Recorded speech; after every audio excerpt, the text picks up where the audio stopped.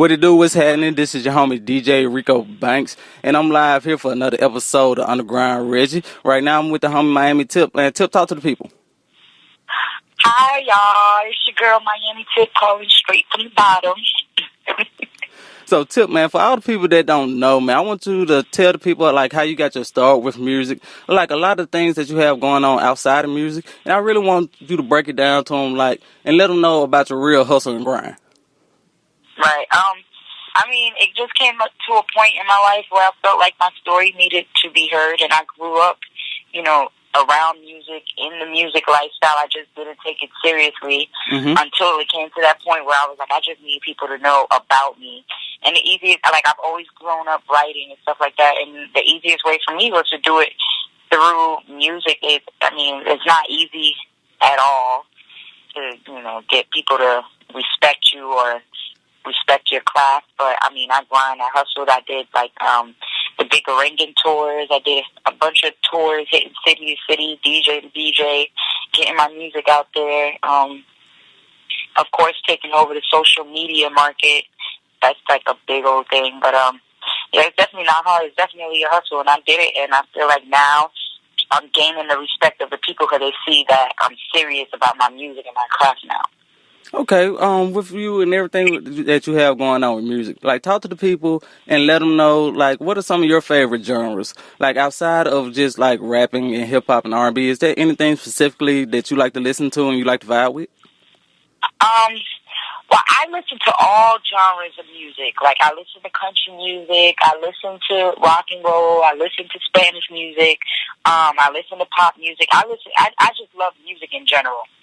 I don't really have, not to say that I like hip-hop because I'm in that genre of music, but I like all of them. I listen to everything. Anything that's good, I listen to it.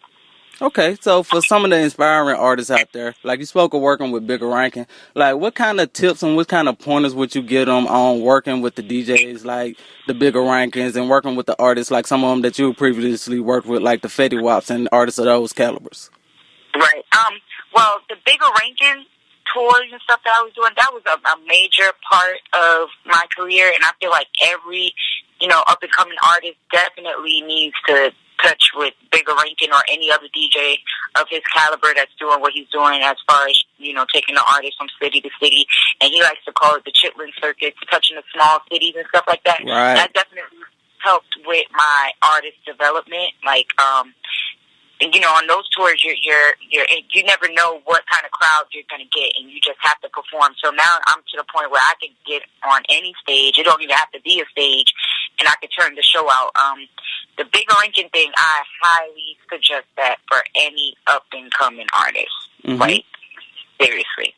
Okay, so you touched on the chitlin circuit. I'm definitely a native of Mississippi myself, and I know OG, he always come through there and do stuff like that. Yeah, we're performing. We've been through there. Yeah, man. So we're performing in the smaller cities. Can you kind of elaborate a little bit with the people who might not really get it or understand the type of energy that it is going through those places sometimes? Well, going to those cities, coming from Miami and New York and LA, where in the bigger cities, everybody wants to be somebody. So if you're not coming out with all the chains and all the rented cars, and what I'm saying, if you're not looking like the part in Miami, New York, LA, it's just not going to work. But when you go to the chitlin circuit, you can kind of be yourself, and those people love you for the music. You know what I'm saying? For the music, for the way you perform. It's so much love, and you cannot even be the best artist. They make you feel like you are. That's the motivation and the energy that they have in those chitlin circuits, and that's why I highly suggest the bigger ranking tours for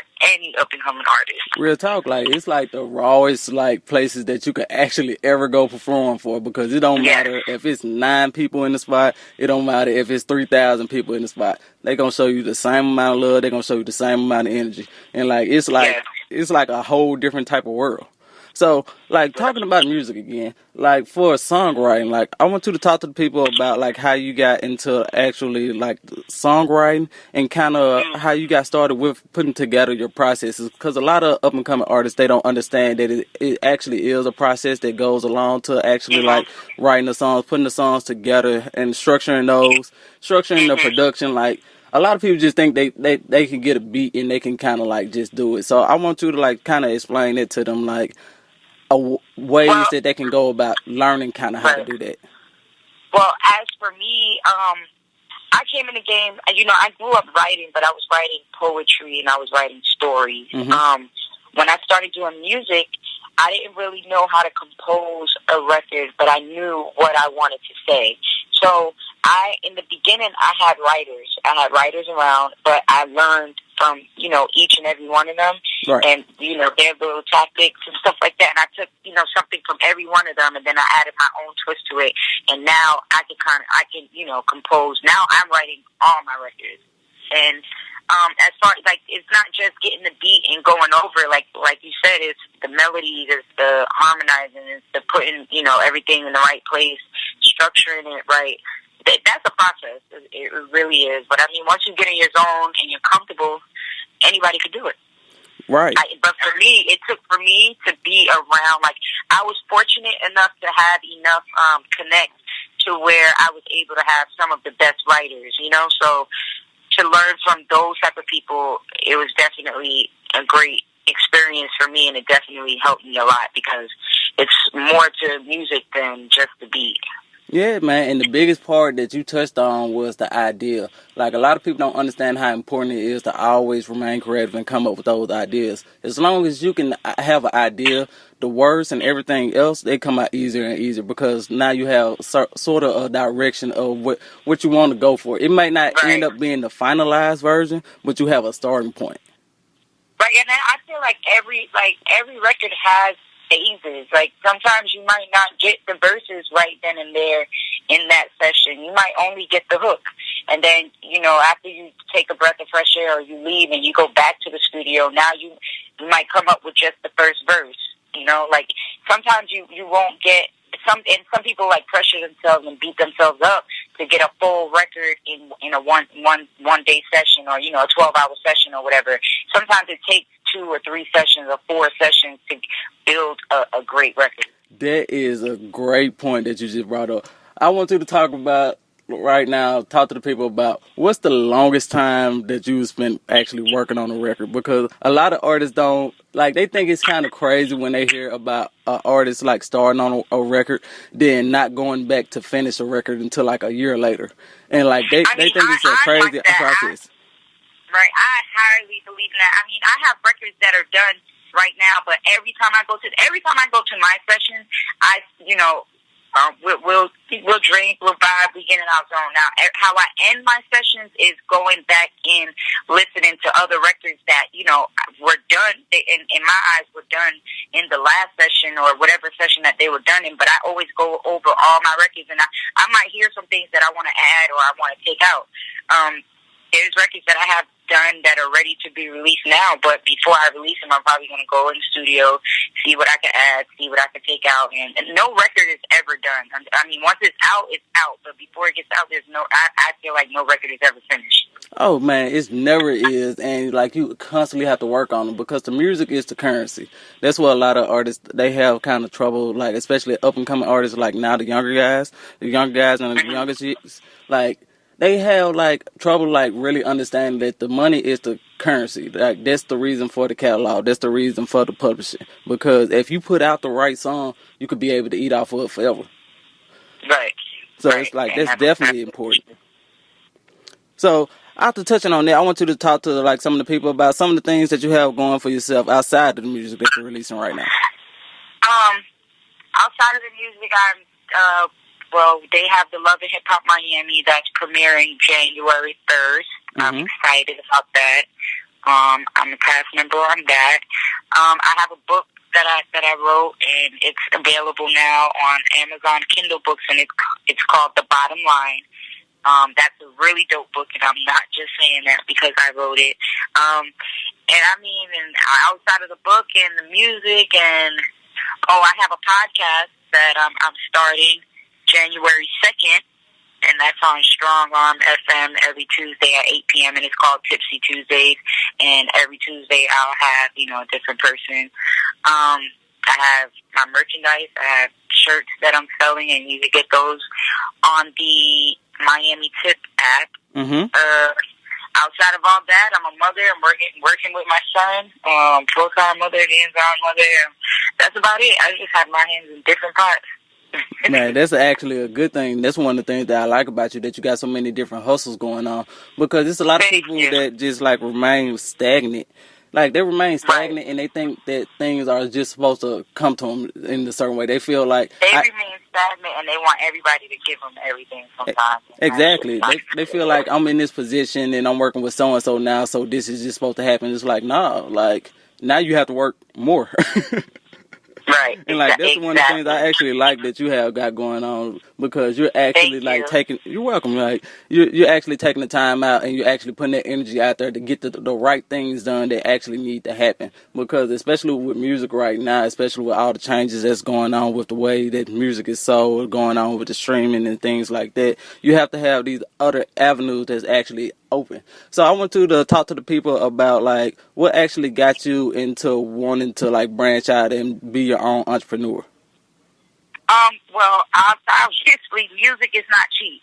So, but music is definitely my passion and something that I really want to do, but unfortunately it's not a cheap career. Mm-hmm. It's definitely a high priced investment to invest on yourself. So I just, figure I branded myself, my name. So, doing all these other things help brand my name, which, helps brand Miami Tip and make fans want to be like, okay, her name is everywhere. She got a lot going on. Let me see, what her music sounding like. Like, my whole goal is just for everything to lead back to my music. Right, and like you're going about it and you're handling everything the right way, man, because of course, like, you're a pretty woman and things like that, but people, I think they get it kind of misconstrued, like, when they see, like, the artists, like, the women, like appearing in music videos and things like that, they think it just kind of happens, it's like, she has a pretty face, so we're going to put her here. They don't understand the importance of, no, she actually has a brand and she has things that's going on, right. So by her being in the video, it helps. Right, and as a woman, I just think the harder you work, the harder you go, and the more things that you do, that people really, they forget about the pretty face. They see you as a businesswoman, and I feel like that's what goes on with me. Most definitely, man, because like I told you, man, you're out here grinding, you're getting it in. So one thing I want to talk to you about right now, man, I want to talk to you about, like, is there any new music that we should be looking forward to in 2018 from you? Well, I am in January 1st, I'm dropping a record with XXXTentacion, mm-hmm. and that'll be available on all outlets, the video and the music, another record. And I have my mixtape coming out, which I believe is January 8th, but I'm re-releasing the mixtape that I had out. So that'll be out January 8th, and then I have the record coming out January 1st, and that's the same day that Love and Hip Hop premieres. Okay, so with any women that may be out here listening to the interview right now, do you have any words of advice or any wisdom that you could pay forward to tell them? It's just about like how to get started within like the music industry and how to approach the game. I just say, like, if you stand for something, what is the saying? Stand for something, don't fall for anything. Right. I just feel like any woman coming in the game, you got to come in with a strong approach. You can't be gullible. You can't be naive. You know what I'm saying? Because once the music industry is a male-driven, career, whatever. You don't want to come in soft and naive. And once men feel like they can finesse you out of anything, and once you've been passed around the whole industry, it just kind of messes up your career. So you need to just definitely step in with a strong approach and be about your business and be on your A game. Real talk, man. You definitely got to be on your P's and Q's. Are there any last things that you want to tell the listeners? Like, let them know where they can find you at on social media. Let them know where they can find your music videos at, any of your music that you have online. That's exactly what I was going to say.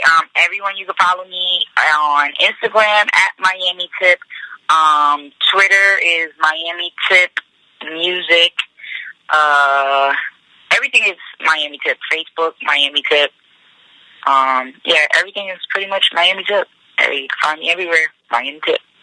And like that, we're wrapping things up, man. This has been your homie DJ Rico Banks. This has been Miami Tip, and this is another episode of Underground Reggie.